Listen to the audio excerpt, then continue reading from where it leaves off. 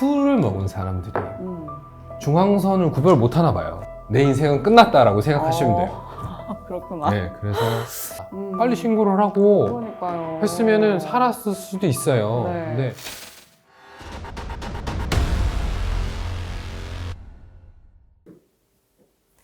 네, 변호사가 겪은 놀랍고도 충격적인 사건 이야기, 송변의 사건 수첩 진행을 맡은 최아영입니다. 변호사 송준호입니다. 네, 반갑습니다. 네, 반갑습니다. 네, 저희 오늘 두 번째 시간인데요. 첫 번째 시간 때 정말 충격적이고 자극적인 이야기들 많이 풀어주셨습니다. 오늘 준비한 건 교통사고에 관련된 이야기인데요. 오. 이 교통사고 역시 굉장히 충격적이고 자극적입니다. 왜냐하면 오늘 할 이야기들은 모두 피해자들이 사망을 했거든요.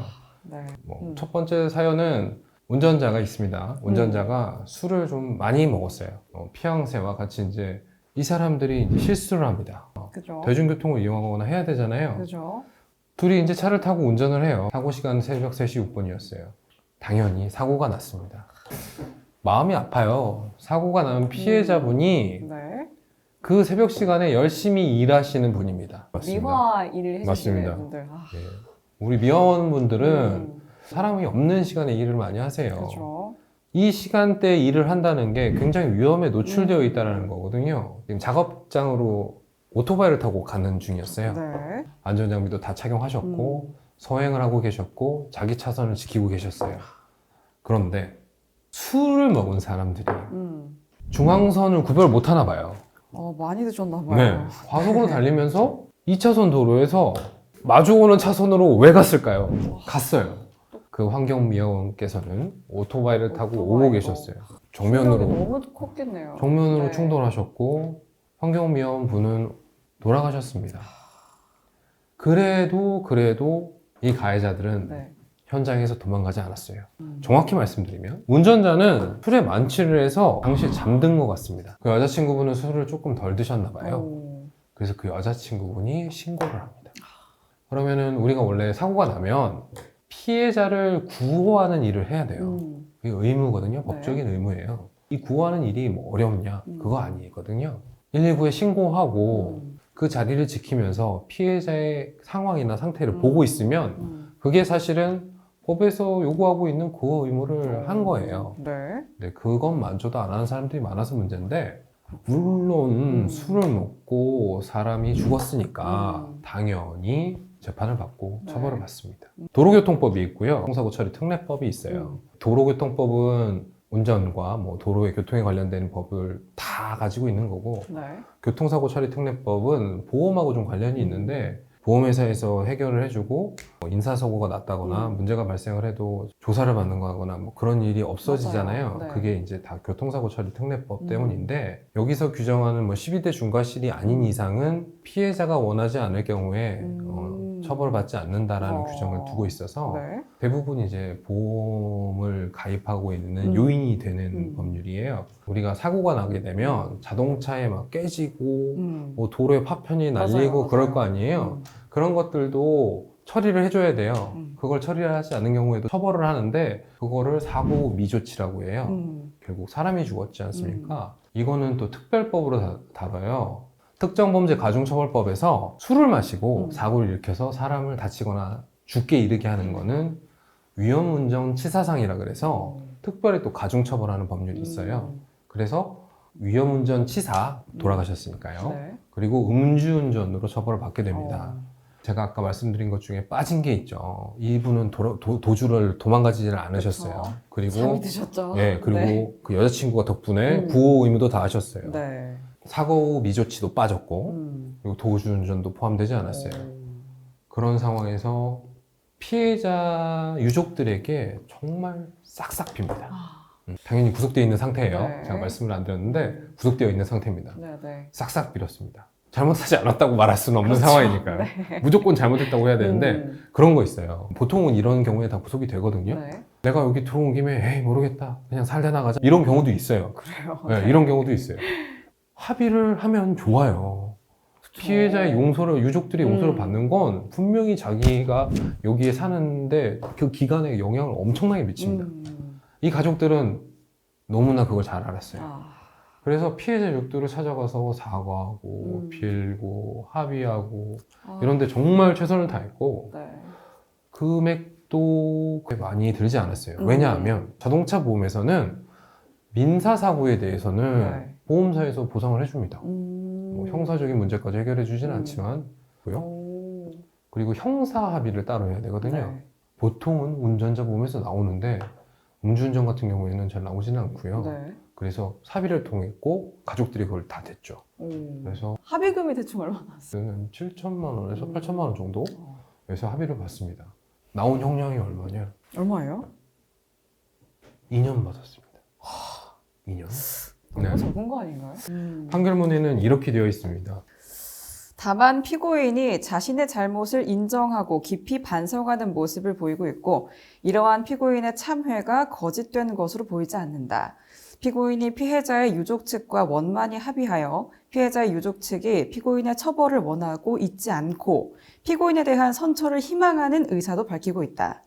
위험운전치사죄에 대한 사회적 비난이 살인죄와 비견될 정도에 이르기는 하나 살인죄는 고의 범죄인 반면 위험운전치사죄는 과실범죄로 성격을 달리하고 법정형도 살인죄보다는 낮게 규정되어 있는 점도 고려되어야 한다. 그 밖에 피고인이 형사처벌 전력이 없는 점과 대법원 양형위원회 양형 기준에 따른 권고 형량 범위를 참작하여 주문과 같이 형을 정한다. 2년이 나왔습니다. 읽어주시니까 너무 좋네요. 네. 판사님께서는 네, 음주운전으로 사람을 죽인 게 큰 죄라고 생각하시지 않은 게 아니에요. 그렇죠. 이야기하셨어요. 사회적 비난이 살인죄와 비견될 정도로 이른다. 알고 계세요. 맞아요. 하지만 유족들과 원만히 합의했고요. 유족들 역시 이 가해자가 처벌받기를 원하지 않는다라고 의사표시를 했어요. 약간 소름 돋아요. 네. 그러면 만약에 도주를 했다면 완전히 좀 다른 결과가 나왔을까요? 도주를 하게 되면 네.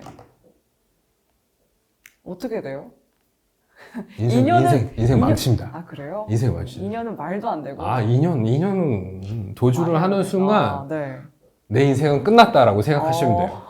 그렇구나. 네, 그래서 어. 이어서 도주와 관련된 이야기를 조금 해볼까 하는데요. 또 어떤 이야기가? 또 충격적일까요? 앞에 이야기하고 사실은 구조는 똑같아요. 네. 똑같은데 도망갔다는 것. 어. 앞 사건은 도망가지 않았는데 이 네. 사건은 술 먹고 사고가 나자 무슨 생각인지 모르는데 정말 그냥 바로 그 자리에서 바로 튀어버렸습니다. 도주를. 똑같아요. 피고인은, 그러니까 가해자는 음.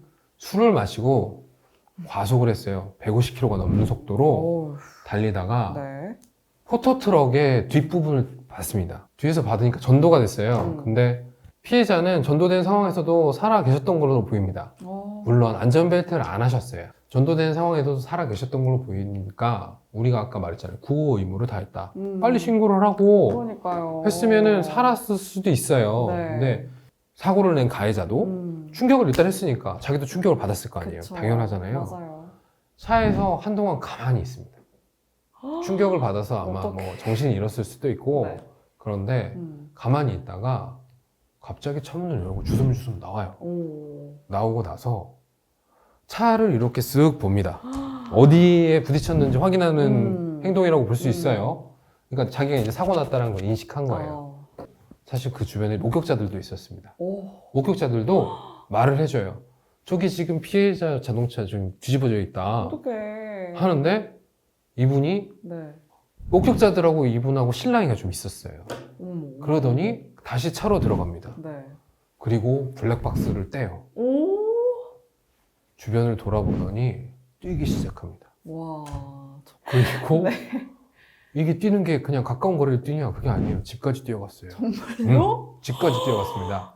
경찰들이 네, 집이 CCTV를 어디시길래? 전부 확인을 했어요. 동선을 네. 따면서 정말 이 사람은 집까지 쉬지 않고 뛰어갑니다. 집을 찾아간 것도 신기하네요. 그렇죠? 네. 4km가 넘는 거리였어요. 어머. 세상에. 4km가 넘는 거리를 뛰어가서 문을 잠그고 집에서 나오질 않아요. 와. 근데 경찰서에 이제 사건이 접수가 됐을 거 아니에요. 어머. 목격자도 있었으니까. 네. 다음날 새벽에 바로 찾아갑니다. 와. 자고 있었어요. 어머. 자고 있어서 나왔는데 술 냄새가 났겠죠. 네. 측정을 했어요. 측정을 했는데 0.182의 혈중 알코올 농도에 기억이 안 날 만하죠. 소위 블랙아웃. 네. CCTV 그렇게 다 지켰는데 그러니까요. 나는 아무것도 기억나지 않는다고 하니까 사실은 이렇게 뻔한 상황에서는 앞서 말씀드렸듯이 자, 무릎 꿇고 그쵸. 머리를 박으면서 잘못했다라고 사과하고. 비는 게 최선입니다. 무조건 그게 최선이에요. 기억하셔야 합니다. 예. 그런데 이분은 시종일관 나는 음. 술을 그렇게 많이 마시지도 않았고 기억이 나지도 않는다. 사고가 났다라는 사실조차도 인지하지 못했다. 라고 주장을 해요. 소위 뺑소니는 네. 내가 사고가 난지를 모르고 다른 장소를 이탈을 했는데 그거를 뺑소니라고 할 수는 없잖아요. 그렇죠. 이분은 그걸 주장을 하는 거예요. 세상 어느 누가 이 말을 믿어줍니까? 그러니까요. 구속이 되고 재판을 받는 과정에서 죄가 이렇게 덕지덕지 붙어요. 아까 말씀드렸던 특가법상의 그 도주운전치사 그리고 도로교통법상의 사고 미조치 미조치. 이게 붙게 됩니다. 징역 6년 나왔습니다. 6년. 예. 합의를 하려고 많이 노력은 했어요. 당연히 이제 합의를 하려고 노력은 했고.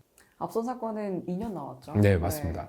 돌아가신 건 똑같지만 도망갔느냐, 도망가지 않느냐라는 차이 때문에 3배가 더 나온 거죠. 그러니까요. 예. 그러나 이 사건은 피고인이 술에 취해 정상적인 운전이 곤란한 상태에서 과속으로 운전을 하다 피해 차량을 충격하는 사고를 내고도 아무런 조치 없이 그대로 현장을 이탈하여 피해자가 사망에 이른 사안으로 범행의 경위와 내용, 주의 의무 위반의 정도, 사고 규모, 범행 전후의 정황 등에 비추어 그 죄질이 매우 나쁘고 비난 가능성이 크다.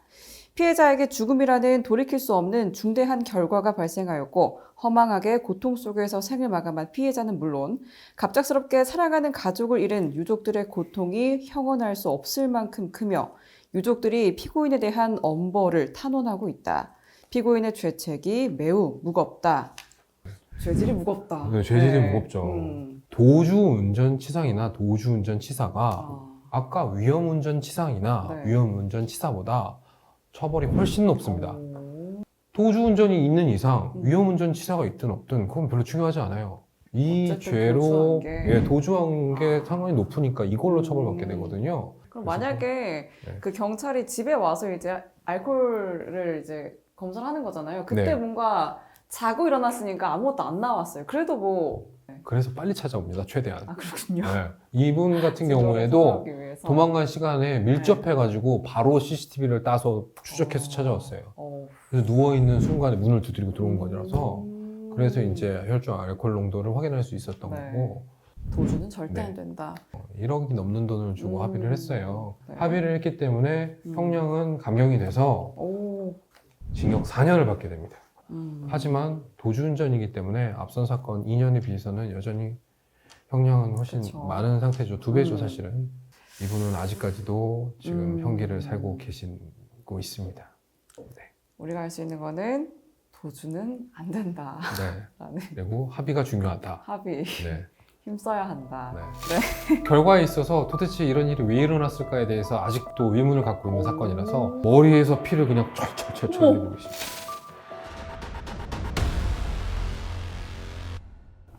음주운전 추정 거부가 음주운전보다 처벌이 더 세요. 오. 네. 그리고 도주까지 하면은 그 그쵸, 그쵸. 업무방해도 들어갈 거예요. 공무집행 방해도 들어갈 거고요. 훨씬 처벌이 강해집니다.